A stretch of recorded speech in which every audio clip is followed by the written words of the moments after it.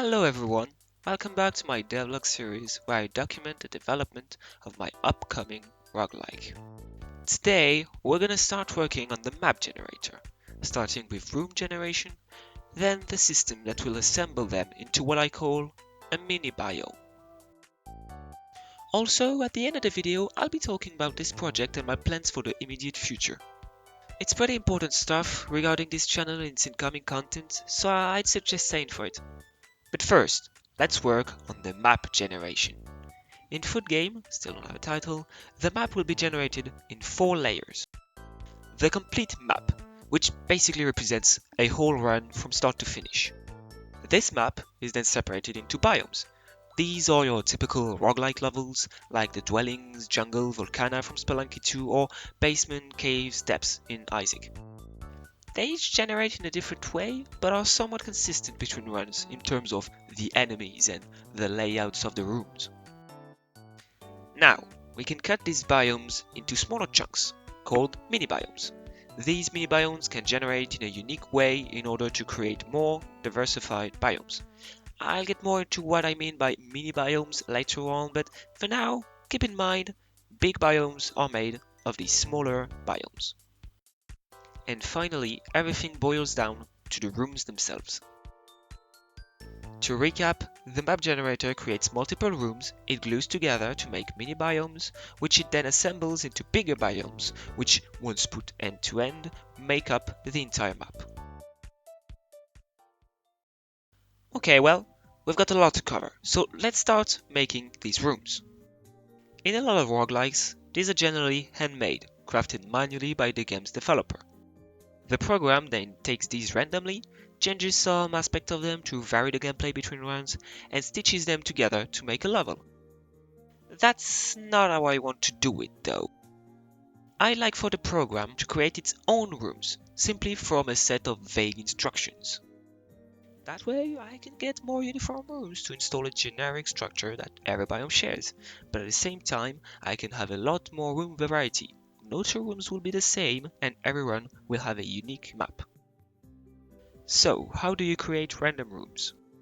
Well, everything starts from a square.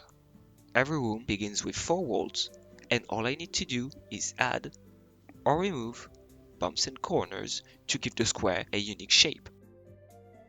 I simply give the program a set of properties, like the probability of each type of cut, the general depth of added or removed segment, and where on the wall he can insert it, among other things. And I can get pretty varied results with control of the general shape of the final room. That's basically our room generation. From that, we can start to put them from end to end to generate what I call a mini biome.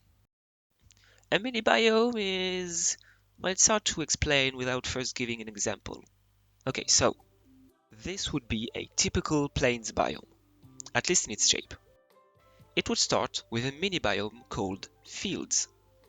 These are large open rooms, sometimes accompanied by smaller ones that would represent houses farmers lived in. Next, we get to a village. A large town square leads to many different small rooms, which are abandoned houses and shops. Finally, we enter the castle, a long series of corridors with different rooms and halls on their side. This is all pretty conceptual for now, but I think you get the point. This singular biome is separated into smaller mini-biomes that allow for the player to traverse more varied environment. And what's cool is that you can mix and match these mini-biomes to change the way a biome plays out every time. For example, the player could go through an abandoned village, explore empty ruins of a once great kingdom, and exit the biome through a series of old fields. This is why I need this extra layer in the biome generation. But basically at the end of the day, a mini biome is just a biome within a biome. And that was the hard part. The generation itself is honestly pretty simple. I just give the program a set of predefined room types. These predefined rooms already have all the info necessary to generate a unique room using the room generator we created, but it also holds the types of rooms to create from there and in which direction. For example, to get this result, I need 3 types of room. The first one generates as a simple square. It then creates a room above it and links itself to it with a door. Next, when the second room is generated as a big open space, it then follows its instructions and creates a new room of its type above it, and also a random amount of type 3 rooms on its sides. And then the program just generates every room that was created, including the new type 3 rooms, which I set up to not create any more rooms. Wave after wave, this new level is created, and by adding a minimum as well as a maximum amount of room for each type, we can get a reasonably sized biome. Well, mini biome. It's not quite the full thing yet. And currently, that's where I'm at. And that's probably where I'll leave it for quite some time. You see, I've realized that maybe I'm not ready for a project of this scale. I haven't really talked about this before, but I've always had some troubles working in general. I mean, I never had to work in school. I was just getting good grades without any effort. And I'd spend my free time just playing video games.